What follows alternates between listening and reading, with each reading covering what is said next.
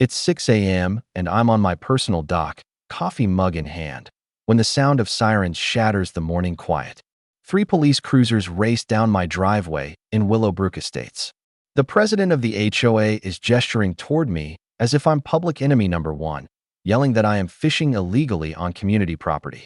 The absurdity is that I have held the title to this 5-acre lake since 2009, and these individuals have been trespassing on my property for years. But there is something Karen and her board are unaware of. I'm not merely an electrician they can intimidate. I possess 38 years of property deeds, for $100 worth of trail cameras, and a highly patient lawyer just a phone call away. What action would you take if your HOA attempted to seize your family's lake? What transpires next is the most gratifying legal dismantling I have ever beheld. These entitled officials chose the wrong landowner to contend with. I'm Mike, a 42-year-old electrician who believed he had inherited a piece of heaven when my grandfather died in 2009. The property consists of 5 acres of unspoiled forest with a 2-acre, spring-fed lake that has been in our family since 1987. Each morning, I would stroll down to the water's edge, taking in the crisp aroma of pine needles blended with the earthy fragrance of the lake water, while listening to the eerie cry of loons reverberating across the surface. The morning mist would ascend like specters swaying over the water, and I would make my first cast, feeling like the most fortunate man on earth. When my grandfather acquired this property, it was surrounded by miles of nothing but forests and farms. He purchased it for an incredible price. Real estate developers had not yet found our small portion of the county.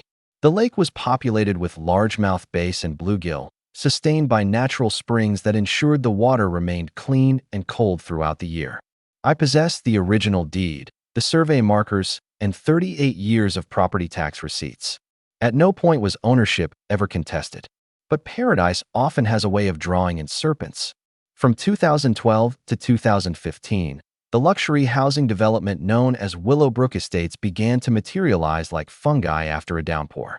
Abruptly, my serene woodland haven was encircled by homes valued between $400,000 and $600,000, occupied by upper-middle-class families and retirees who had relocated here with expectations of resort-like living.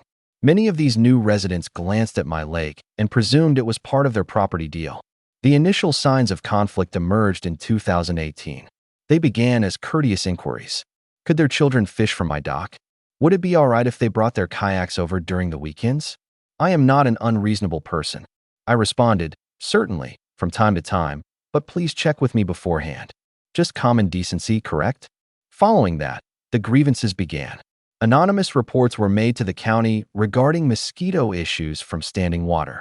There were passive-aggressive remarks at the local gas station about certain individuals not properly maintaining their land. I started to find beer cans and discarded fishing lines around my shoreline. Enter Karen Whitfield, appearing like the antagonist in a cheap drama.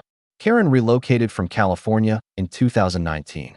In her mid-50s, she sported a perfectly coiffed blonde bob that likely cost more than my monthly food budget and drove a white Mercedes SUV, which she parked as if she owned every spot in the vicinity. She was a retired marketing executive with a smile that never quite reached her eyes and a remarkable ability to frame her suggestions as commands. Within 6 months of her arrival, Karen was voted in as HOA president. I should have recognized the warning signs when she initiated her campaign with a pledge to boost property values through the enforcement of community standards. In other words, she intended to make everyone's existence unbearable until they submitted to her demands. The initial significant clash occurred on a Saturday morning in early 2023. I was making my way down to the lake with my coffee, anticipating some quiet fishing, when I heard the mechanical sound of a cordless drill. Someone was putting up signs around my property. No trespassing signs on my land, without my consent. I strode over to discover Karen herself, dressed in what could only be described as urban jungle chic, giving orders to 2 men with a post-hole digger. The scent of her potent floral perfume reached me before I was even in speaking range. "Excuse me," I stated, keeping my tone steady. "What exactly are you doing?" She pivoted with that rehearsed smile, her heels making a clicking sound on the asphalt driveway. "Oh, Mike, just helping to delineate property lines for the good of all. You can appreciate that, can't you?" I appreciate that you are installing signs on my land without my permission. Her smile wavered. Well, there has been some misunderstanding regarding public access to community amenities. There is no misunderstanding. This is private property. These signs are coming down immediately. It was then that I witnessed the true Karen for the first time. The facade fell away, revealing unadulterated privilege cloaked in self-righteous anger. I don't believe you grasp your situation here, she remarked, her voice lowering to the menacing whisper affluent people employ when they are about to threaten you. This neighborhood has standards. Some individuals simply do not belong. And that, my friends, was the formal declaration of war. 2 weeks later, it became clear that Karen did not take well to having her authority challenged. I was engaged in my customary early morning fishing routine, my coffee still emitting steam in the brisk air, with the first cast of the day soaring perfectly over the water when I heard the sound of car doors shutting. Multiple car doors. Karen emerged from the tree lean as if leading a military maneuver, flanked by 3 other HOA board members whom I hardly knew. Mr. Henderson, she declared, using my surname as if we were in a courtroom, we must address your persistent breaches of community standards. I glanced around at my own property, my own lake, holding my own fishing rod. I'm sorry, what was that? Karen's subordinate, a tense-looking man named Brad who perpetually wore polo shirts as if they were a uniform, came forward holding an official-looking envelope. This is a cease and desist order from our legal counsel concerning your disturbance of community peace and unauthorized use of shared recreational facilities. The taste of my morning coffee soured in my mouth. I could hear my fishing reel spinning freely in the quiet as I tried to comprehend what they had just communicated. Shared recreational facilities, I echoed. You're referring to my private lake that I own? The HOA has concluded that particular amenities affect community property values and thus fall within our purview, Karen stated, reading from what appeared to be a pre-written script. Ongoing infractions will lead to daily fines of $2,000, with possible liens placed against your property. Here is a fact about bullies. They rely on your being too stunned to react effectively. They catch you off guard, inundate you with official-sounding jargon, and anticipate that you will cave under the duress. Karen had clearly employed this tactic before, but I was raised by a grandfather who instilled in me that when your way of life is threatened, you get intelligent, not angry. I will need to have my attorney review this, was all I said. Karen's smile broadened as if she had already won. I dedicated 12 hours that weekend at the county recorder's office, sifting through public records, the best $20 I have ever spent on parking meters. What I uncovered was intriguing. The Willowbrook Estates HOA was established in March 2014, a full 2 years after I had inherited my property in 2009. Here is a valuable piece of information for anyone contending with HOA overreach. An HOA established after you have already acquired your property holds no legal power over you. They cannot retroactively assert authority over pre-existing landowners. It is akin to forming a book club and then insisting that everyone who already possesses books must adhere to your reading regulations. Equipped with this knowledge, I did something Karen likely did not foresee. I retained a genuine attorney. The consultation cost me $5,000, but it was money well spent. Within 48 hours, my lawyer dispatched a cease and desist letter to the HOA, demanding an immediate halt to their campaign of harassment. Then, I took the initiative. I shared copies of my property survey and deed on the local neighborhood Facebook group, accompanied by a courteous clarification of the actual property lines. The reaction was swift and revealing. A number of neighbors posted comments of support, and a few even recounted their own experiences with Karen's overreach. Karen's retaliation was, as expected, small-minded. She removed my posts, banned me from the group, and published her own statement asserting that I was harassing board members and fostering a hostile atmosphere for families. But this is where Karen committed her first significant tactical blunder. She brought the matter to government agencies. 3 days later, a city code enforcement officer appeared at my residence with a clipboard and a puzzled look. Apparently, a complaint had been lodged alleging my property was in breach of 17 different municipal regulations. Honestly, the inspector remarked, surveying my well-kept property, I am not certain why I am here. Everything appears to be in order.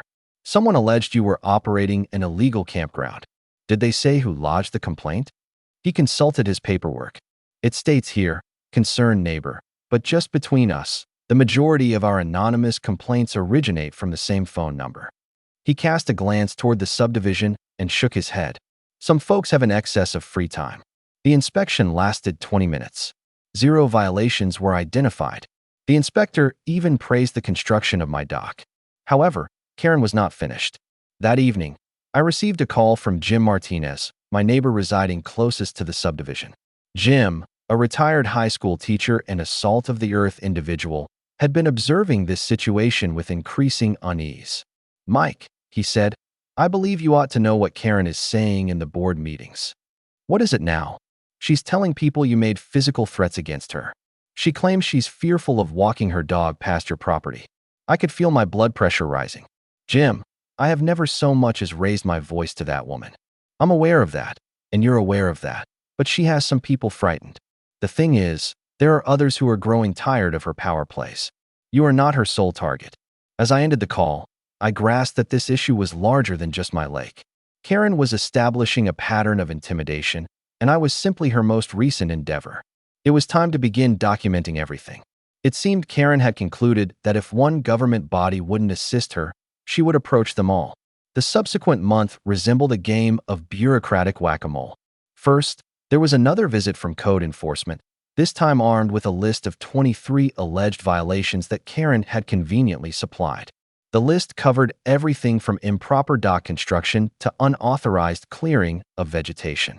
The inspector dedicated 3 hours to reviewing the list with the excitement of someone conducting a tax audit.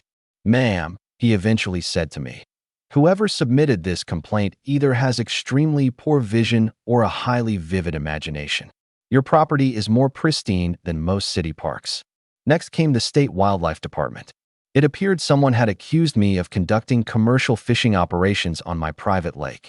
The officer who arrived, a congenial man named Dave, took one look at my single fishing rod and tackle box and burst out laughing. "Let me guess," Dave said. "HOA conflict. How did you know?" "You'd be surprised how frequently we're called about illegal fishing that ends up being someone fishing in their own pond. It usually involves a neighbor who believes they are more knowledgeable about wildlife laws than the wildlife officers themselves." Karen's crowning achievement, however, was her social media offensive. She established a Facebook group named Willowbrook Community Safety and began sharing daily updates on various threats to the neighborhood's peace. My morning fishing somehow transformed into early morning disturbances affecting property values. The efforts to isolate me were more discreet, but just as irritating. Suddenly, I was no longer invited to the annual block party I had attended for years. Neighbors who once waved now averted their gazes. Even the mail carrier noted that some residents had been making inquiries about my activities. It was time for more in-depth investigation. I passed another weekend at the Public Records Office, this time delving into the HOA's founding documents. What I discovered brought great satisfaction to my electrician's eye for detail.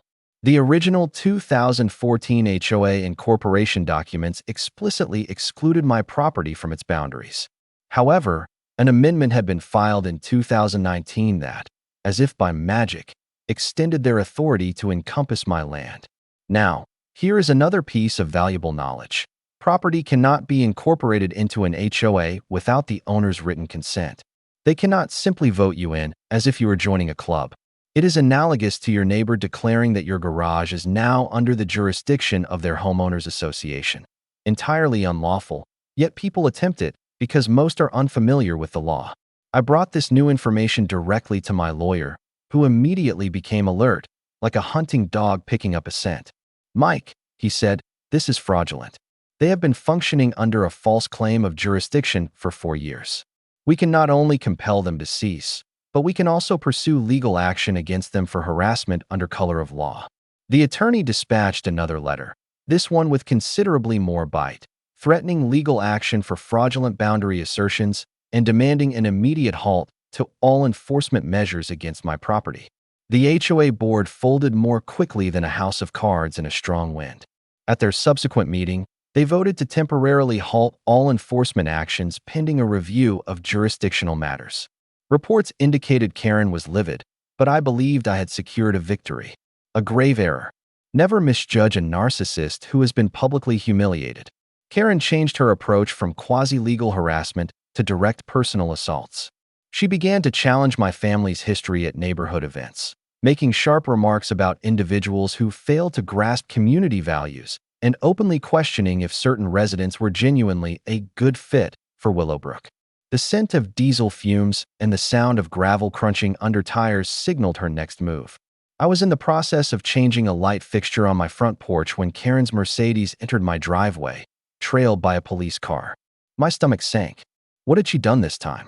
The officer approached me with caution as Karen remained beside her vehicle, arms folded, her face a mask of righteous triumph. "Sir, we've had a report of threats made against a local resident. Would you mind if we asked you some questions?" "Threats? Officer, I haven't threatened anyone." The lady states you approached her in an aggressive manner yesterday evening and made comments about making her pay for meddling with your property. I looked at Karen, who was nodding seriously at the officer. "Officer, I was in my workshop the entire evening yesterday. I have not exchanged a word with this woman in weeks. Do you have any means to confirm that?" I was grateful for my security cameras. I had put them in the previous month, primarily to monitor the lake when I was away. The recording clearly depicted me working in my shop from 6 p.m. to 9 p.m. the prior evening, the exact time Karen alleged I had accosted her. The officer watched the footage on my phone and then walked back to Karen. I was unable to hear their exchange, but I could see her face becoming increasingly red. Upon his return, he seemed apologetic. "Sir, I am going to make a report about filing false police reports. That is a misdemeanor in this county. You may want to think about filing a harassment complaint yourself." As Karen departed, her tires screeching slightly on the pavement, the officer shook his head. "Just between us," he said, "we're aware that address can be, well, a bit tiresome. Any advice? Document everything. Individuals like her typically self-destruct. You just have to provide them with sufficient rope." The fabricated police report had unforeseen consequences for Karen. When the officer brought up my security cameras, a thought sparked in my mind. If I possessed cameras monitoring my property, what other activities might they have recorded? That evening, I surveyed the boundary of my land with a new perspective. Near the rear corner where my property meets the subdivision, I discovered something that made my blood boil. A well-traveled footpath extended from the housing development directly to my lake. This was not just any path. It was clearly established, with trodden ground, snapped branches, and even some improvised stepping stones over a marshy area. Tracing the path to its destination, I came upon what could only be termed an unauthorized beach club. Someone had constructed a makeshift dock extension onto my existing one. There were permanent-looking Adirondack chairs placed around a stone fire pit, fishing rod holders fastened to trees, and a weathered cooler secured to an oak tree with a chain. The aroma of old embers and stale beer lingered in the air, evidence of numerous trespassing gatherings I had been unaware of. That weekend, I set up trail cameras, 6 of them, motion-activated with night vision, positioned strategically to capture every angle of the unsanctioned access point. It cost me $400, but I had a hunch it would be money well spent. The resulting footage was utterly remarkable. Over the subsequent 2 weeks, I recorded 47 distinct incidents of trespassing. There were families enjoying picnics, teenagers having parties, and adults organizing fishing competitions. One particularly notable night, the cameras captured what seemed to be a large-scale barbecue with no fewer than 20 attendees. But the true prize was capturing Karen herself, who appeared in the recordings on at least 8 separate occasions. Karen, who asserted she was afraid of me. Karen, who had contacted the police about my supposed threatening conduct. There she was, bold as could be, treating my lake as her private retreat. I allocated some time for investigation. Jim Martinez had become my informal source of intelligence, and he provided information that made the trespassing suddenly understandable. "Mike, you must see this," he urged, presenting me with a copy of the HOA's annual budget. Examine line item 47. Lake maintenance. $15,000 over 3 years. They have been billing residents for the upkeep of your lake, Jim clarified. Karen informed everyone that the HOA was in charge of maintaining the community water feature in good condition. Here is a piece of knowledge that will astound you. Always scrutinize HOA budgets if you have suspicions of fraud. They frequently list expenditures for properties they do not, in fact, own or manage. It's comparable to your neighbor billing you for their car wash and labeling it community vehicle maintenance. But the situation was even more dire. Jim had also managed to get a copy of the HOA's insurance policy from a friend on the board. Listed explicitly under covered assets was my lake, identified as a community recreational water feature. Allow that to register for a moment. The HOA was collecting insurance payments from residents to cover a property they did not own, while I was separately paying for insurance and shouldering all the liability for individuals using my land without my consent. I telephoned my lawyer at once. "Mike," he stated after examining the evidence, "this is no longer just harassment. This is fraud. Multiple counts: tax fraud, insurance fraud, likely theft of services. We are looking at potential criminal charges." The balance of power had just tilted significantly in my favor. Meanwhile, Karen was occupied with making her situation worse. At the following HOA meeting, which Jim dutifully reported to me, she declared that the board was contemplating emergency actions to address ongoing security threats from certain property owners. "She's considering installing security cameras aimed at your property," Jim informed me. "Claims it's for community protection." "Let her," I replied. "I would be delighted to have more footage of people trespassing on my land." But Karen's most revealing remark was made when a resident questioned the lake maintenance budget. "Some people," she said, her tone laden with contempt, "do not grasp that residing in a high-quality community entails certain obligations. If they are unable to contribute to shared amenities, perhaps they ought to think about living in a location more in keeping with their means." The thinly veiled classism was becoming difficult for even her supporters to overlook. At that moment, I understood Karen's critical weakness. She genuinely felt she had a right to my property simply because she desired it. In her view, the lake ought to be neighborhood property because it would enhance her quality of life. My legal ownership was merely a bothersome detail that needed to be circumvented. I dedicated the following week to arranging my evidence as a prosecutor would for a trial: security footage, financial documents, insurance papers, and witness accounts from Jim and others. The sequence of events was becoming unmistakably clear. The HOA had been methodically defrauding both myself and its own members for several years. Yet, I sought more than just a legal triumph. I desired accountability. And I was on the verge of finding out that Karen had provided me with all the ammunition required to utterly defeat her.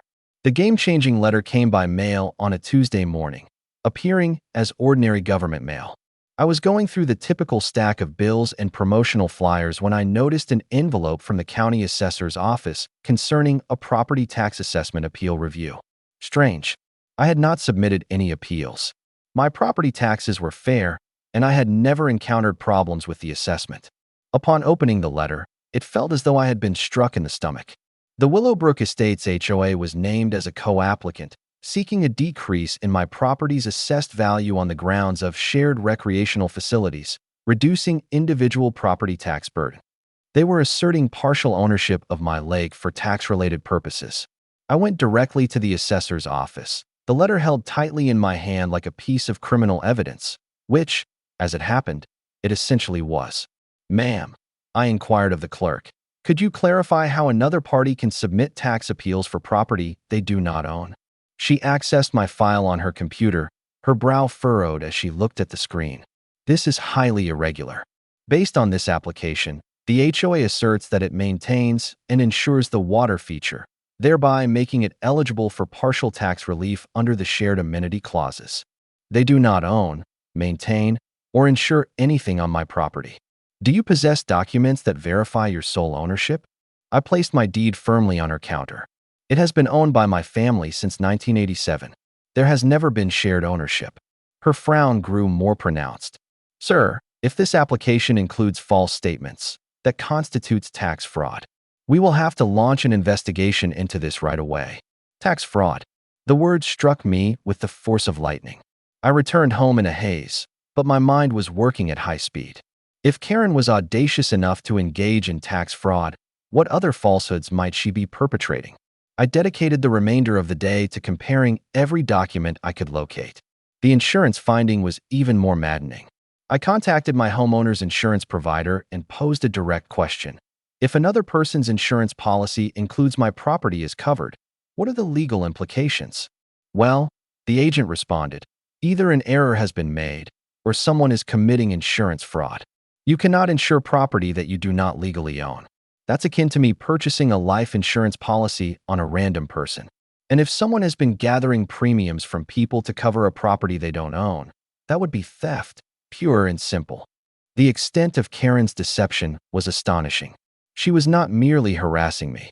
She was methodically defrauding her own neighbors while engaging in multiple felonious acts. But the definitive piece of information came when Jim called that evening with news from his wife, who worked at the bank. "Mike, you are not going to believe this. Karen's husband declared business bankruptcy last month. They are in significant financial distress." All at once, Karen's actions became entirely clear. She wasn't just a power-crazed narcissist. She was a desperate woman attempting to preserve her lifestyle and social standing as her world fell apart. The HOA presidency was not merely about power. It was about survival. She required the role for her resume, for her standing, for her sense of identity, which meant she would fight to the bitter end to hold on to it. "Jim," I asked, "what would be the outcome if Karen were to lose the HOA election?" "She would be mortified, likely have to relocate. Everyone would discover the bankruptcy, the fraud, everything." I hung up the phone with a fresh perspective on my adversary. This was no longer just about my lake. Karen had risked everything on her capacity to bully me into yielding. She had committed several crimes, alienated a significant portion of the neighborhood, and lost all credibility with local officials. She was trapped, desperate, and therefore dangerous. However, I now possessed sufficient proof to completely ruin her. Tax fraud, insurance fraud, theft, trespassing, filing false police reports. Any of these could lead to criminal charges. Collectively, they depicted a person who had lost all touch with reality. The following morning, I placed 3 calls. The first was to my attorney, who almost dropped his phone when I detailed the tax situation. The second was to the district attorney's office to press criminal charges. The third was to the local newspaper reporter who had been showing interest in the story. "This is more than a property disagreement," I informed the reporter. "This is organized fraud affecting an entire community." Karen had wanted to play tough. It was time to demonstrate what a genuine power move looked like. It was time to assemble a case that would make a prosecutor's eyes light up. First, I needed to upgrade my legal representation. My initial lawyer was excellent for property disagreements, but I required someone who specialized in HOA fraud and had trial experience with white-collar offenses. After 3 consultations, I found Sarah Chun, a litigation expert who had built her career by dismantling corrupt community associations. "Mike," she stated after examining my evidence, "this is a prosecutor's ideal case. We are dealing with a pattern of fraud that extends over multiple years, involves numerous victims, and affects several agencies. I will accept this case on a contingency basis because I am certain we will achieve a significant victory." The advantage of a contingency agreement was clear. I would not have to pay unless we were successful, and Sarah was so sure of our success that she was willing to invest her time in it.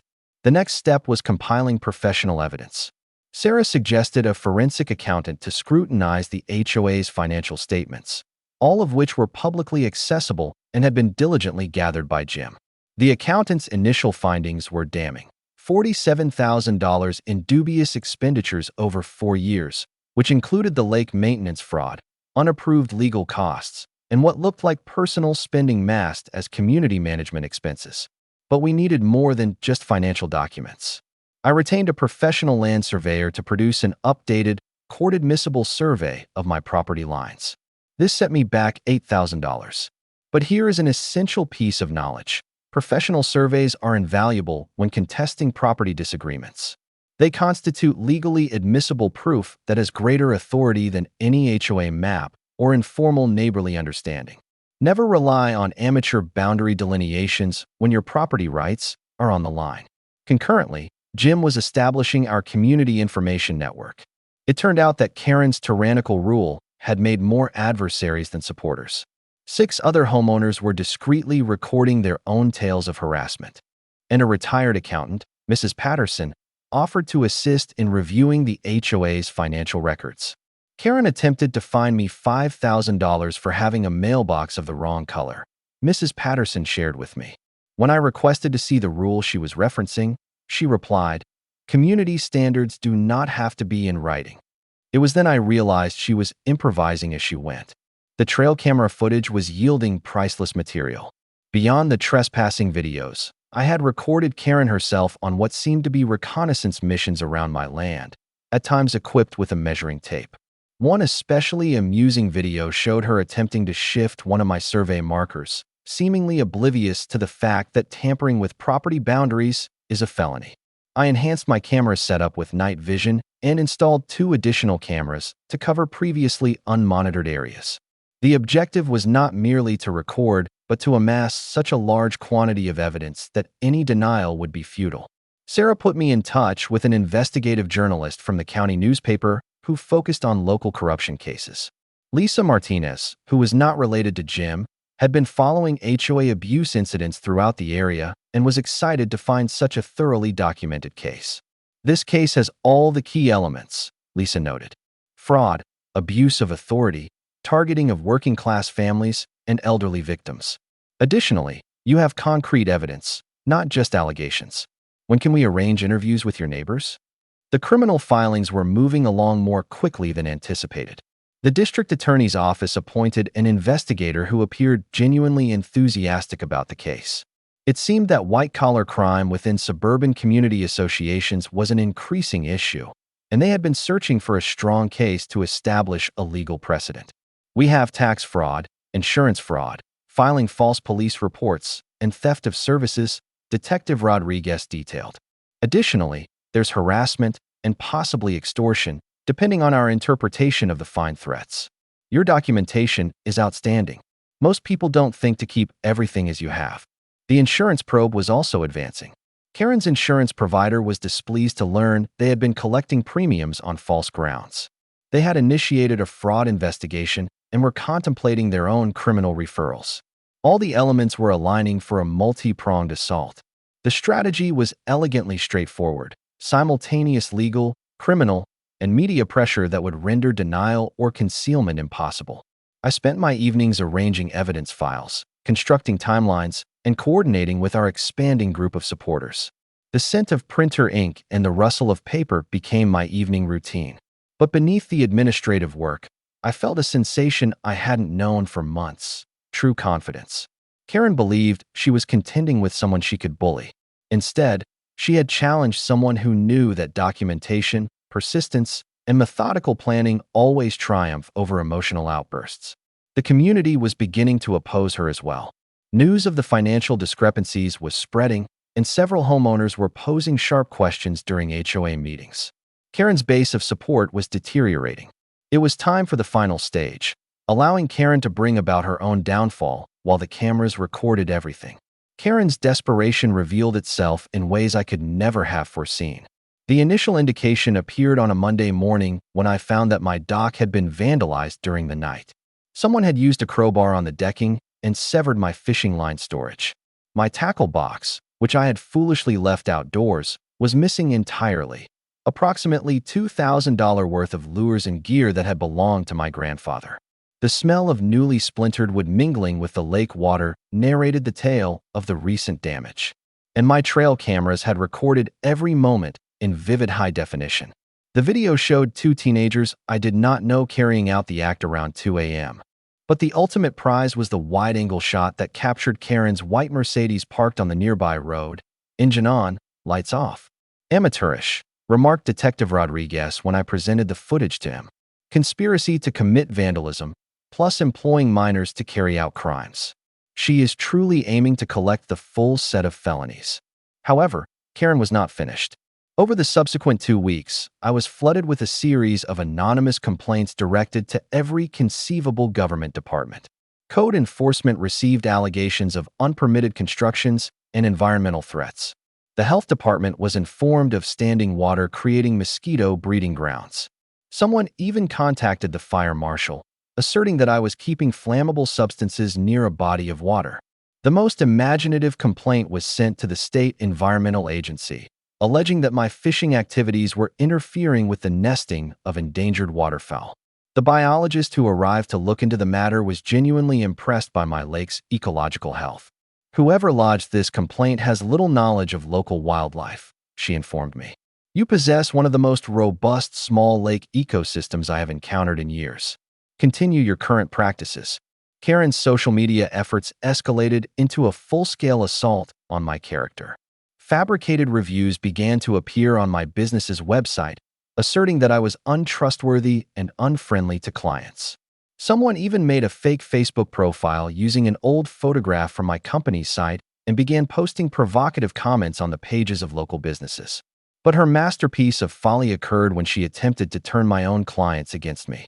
I was completing a residential electrical installation when the homeowner approached me, looking uneasy.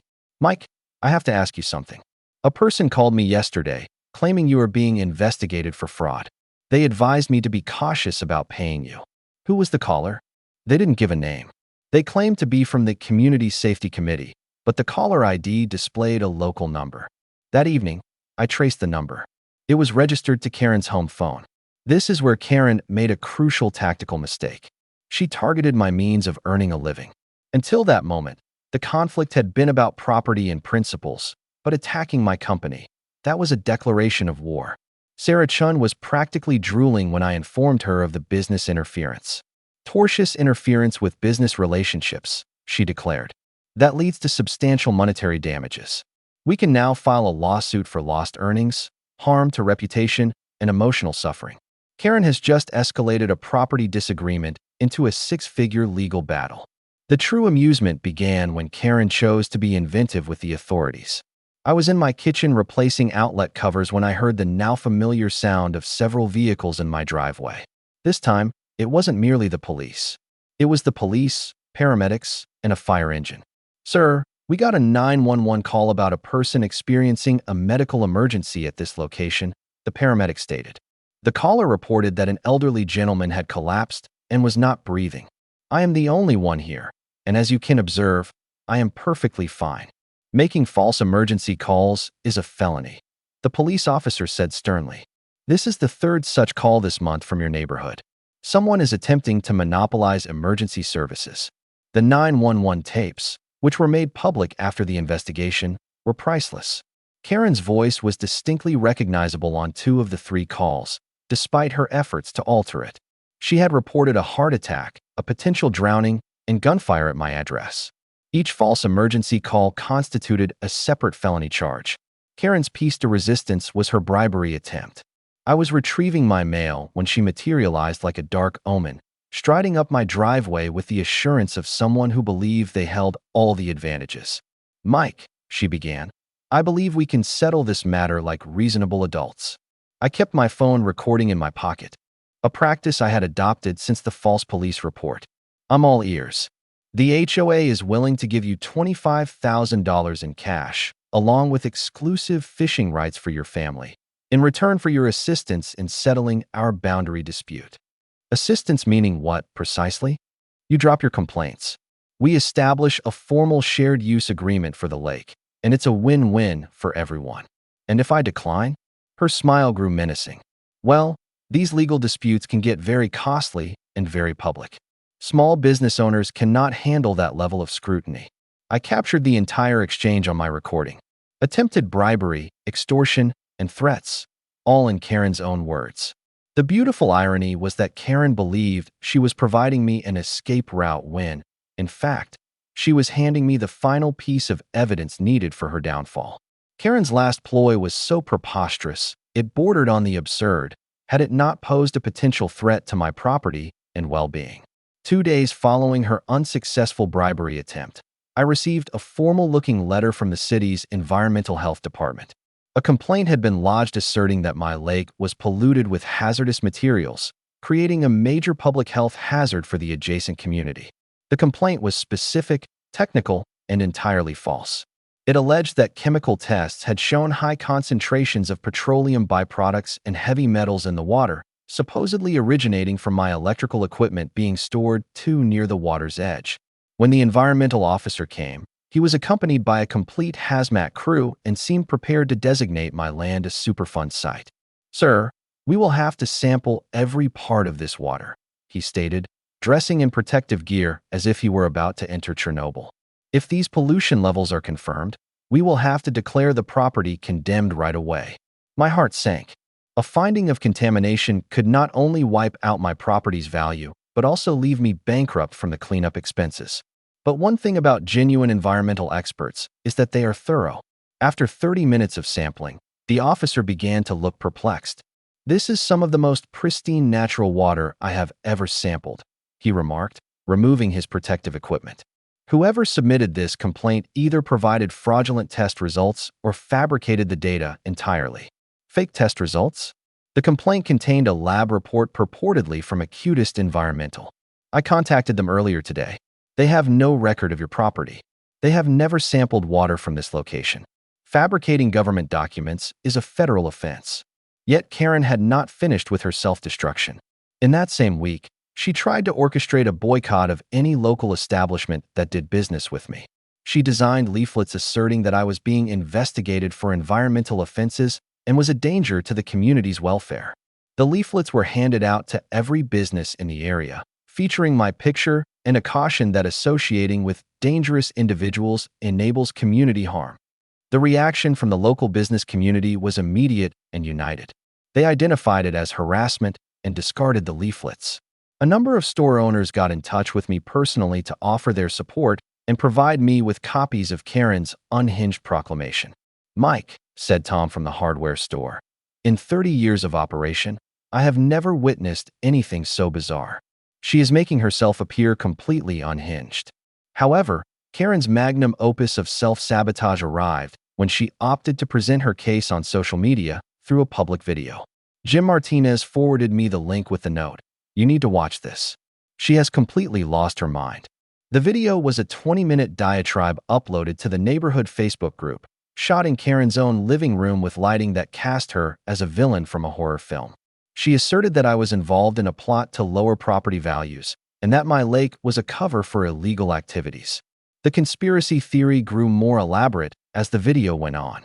As per Karen, I was collaborating with external provocateurs to seize control of the neighborhood, and my phishing was, in fact, a system of coded messages to my criminal partners. The comments section was invaluable. Neighbors reacted with puzzlement, skepticism, and an increasing worry for Karen's mental well-being. A few people recommended she get professional help, and one neighbor bluntly labeled her as delusional. The true shocker, however, was at the video's conclusion when Karen made explicit threats. If the proper authorities fail to shield this community from dangerous individuals, then residents might have to resort to taking action themselves. Sometimes, decent people must make difficult decisions to protect their way of life. Threatening vigilante justice against a neighbor on a public platform while alleging they are a criminal is classic harassment with implicit threats of violence. I sent the video to Detective Rodriguez, who viewed it with a fascination typically reserved for wildlife documentaries about predators making critical errors. "Mike, she is essentially admitting to a campaign of harassment while threatening future violence. This video by itself is sufficient for criminal charges." The community's reaction was swift and conclusive. By the time of the next HOA meeting, 6 board members had tendered written demands for Karen's resignation. The subdivision's property management firm issued a formal notice indicating they would cancel their agreement if the harassment persisted. Karen's support network had completely vanished. Even her most loyal supporters were now keeping their distance, afraid of being linked to someone who had gone full conspiracy theorist in public. The scent of success was in the air, blended with the pure fragrance of the morning lake. My trail cameras continued to record daily proof. My lawyer was drafting several lawsuits, and criminal investigators were compiling cases that could land Karen in jail. But I sought more than a legal win. I wanted Karen's public disgrace to be absolute, observed by the entire community that had seen her attempt to ruin me. The monthly town hall was approaching, and I had a strategy to conclude this permanently. It was time to let Karen hang herself with her own rope in front of everyone who counted. The Willowbrook Community Center had never drawn such a crowd. What was meant to be a standard monthly town hall had become the social highlight of the season. News had circulated through the neighborhood with incredible speed. Mike Henderson was set to confront Karen Whitfield publicly, and no one was willing to miss the spectacle. I got there 15 minutes ahead of schedule to see the parking area already full. Vehicles were parked along the road for 3 blocks, and I could observe neighbors heading toward the hall with the kind of keen excitement normally seen at major sporting events. The hum of animated chatter filled the evening air, crackling like static before a storm. Inside, every chair was taken, with attendees standing along the periphery and packing the entryways. I recognized several faces in the assembly. Jim Martinez gave me a supportive gesture. Mrs. Patterson offered an encouraging smile, and even some of my electrical clients had come to witness the event. The local newspaper's photographer was positioning himself in a corner, and to my surprise, a camera crew from the regional television station was also present. Karen was seated in the front row, an empty space around her creating a sort of quarantine zone. She was attired in what I can only term as courtroom chic, a navy blazer and a string of pearls that likely cost more than my monthly mortgage. Yet, her impeccably put-together appearance could not conceal the palpable tension she emitted, like heat rising from asphalt. Mayor Johnson brought the meeting to order, his voice barely rising above the chatter of over 150 residents squeezed into a room intended for about 80. Ladies and gentlemen, we are facing an exceptional circumstance tonight. Mrs. Whitfield has asked for time to speak on what she describes as persistent threats to community safety, and Mr. Henderson has requested an equal amount of time to reply. Mrs. Whitfield, the floor is yours.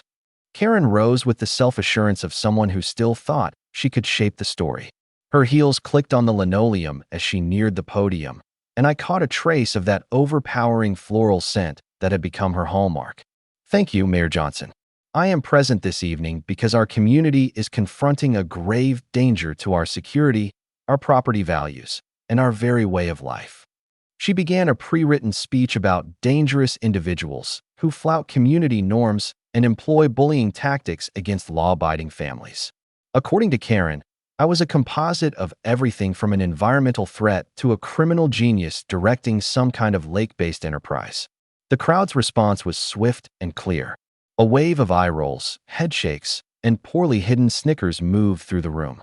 Someone in the rear actually guffawed when Karen asserted I was running illicit commercial fishing operations. After 10 minutes of increasingly wild claims, Karen ended with a theatrical flair. If our public officials refuse to shield us from this individual's unlawful acts, then concerned citizens may be left with no alternative but to act themselves. The room went quiet. Even Karen seemed to grasp that she had just advocated for vigilante justice before 150 witnesses and a television camera. Mayor Johnson appeared uneasy. Mr. Henderson, your rebuttal? I approached the podium holding a single manila folder, feeling surprisingly composed given the gravity of the situation. This was it. Months of recording, investigating, and waiting had all come down to this. Thank you, Mayor Johnson. I would like to begin with a straightforward question. I opened my folder and took out the first piece of evidence, my property deed. Mrs. Whitfield, this paper proves that I have owned 5 acres, which includes a private lake, since 2009. Could you clarify why your HOA has allocated $15,000 over 4 years for the upkeep of a property you do not own? A murmur went through the crowd. Karen's face grew red, but she said nothing. Perhaps you could clarify why your HOA's insurance policy includes my private lake as a covered community asset. I projected the insurance documents onto the screen. Audible gasps and whispers spread through the hall. Or maybe you would care to address why you submitted tax appeals asserting partial ownership of my property to lower the HOA's tax liability. Karen jumped up. This is harassment. He is distorting, ma'am. Mayor Johnson cut in. Please allow Mr. Henderson to speak. I took out my phone and plugged it into the sound system. Mrs. Whitfield, last week you presented me with an offer of $25,000 to drop my complaints against the HOA. Would you be willing to clarify for everyone what you intended when you stated that small business owners can't afford legal attention? I played the audio. Karen's voice echoed through the room, clear and distinct, offering a bribe and making threats. The audience erupted. Cries of "What the hell?" and "Are you serious?" reverberated through the space. Several people were on their phones, likely recording or sharing the events. Karen was now on her feet, her face shifting through colors that should not occur in nature. You recorded me without my permission. That is against the law. In fact, I stated coolly, Virginia is a one-party consent state. But this is my favorite piece. I advanced to the next slide. Trail camera footage of Karen and 2 youths vandalizing my dock. Would you like to clarify why you were overseeing minors engaged in felony vandalism at 2 in the morning? At that point, Karen completely snapped. This is a setup, she shrieked. He is collaborating with criminals to ruin our neighborhood. Someone has to stop him before. The room fell silent as Sheriff Williams entered through the rear door, accompanied by 2 deputies. The timing was perfect. Karen Whitfield, Sheriff Williams declared, his voice slicing through the shocked quiet. You are being placed under arrest for filing false police reports, insurance fraud, and conspiracy to commit vandalism. The room erupted. Camera flashes illuminated Karen's face as her rights were read to her in front of the entire community. Her perfectly constructed image shattered as the handcuffs clicked shut, and the woman who had plagued the neighborhood for months was escorted away in ignominy. The crowd erupted in spontaneous applause, not for Karen's arrest, but for the long-awaited arrival of justice. 3 weeks later, the legal consequences unfolded just as we had foreseen. Karen entered a guilty plea to several fraud charges in return for probation, community service, and restitution of $50,000, funds that would be returned to the HOA members from whom she had stolen. The HOA board passed a unanimous resolution to permanently remove my property from their authority, along with a formal public apology printed in the town newspaper. The criminal proceedings became a cautionary tale, examined by property rights attorneys throughout the state. Detective Rodriguez informed me it was the most thoroughly documented harassment case he had ever encountered, and prosecutors now use my evidence collection methods as a teaching tool for other victims of HOA misconduct. The true win, however, was personal. 6 months following Karen's arrest, I held the inaugural annual Willowbrook Lake Day on my property. What began as a modest neighborhood cookout evolved into a festival of community renewal.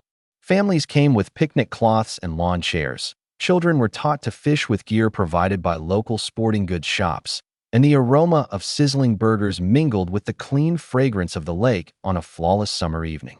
Jim Martinez's granddaughter landed her first bass that day, shrieking with joy as the fish leaped and splashed.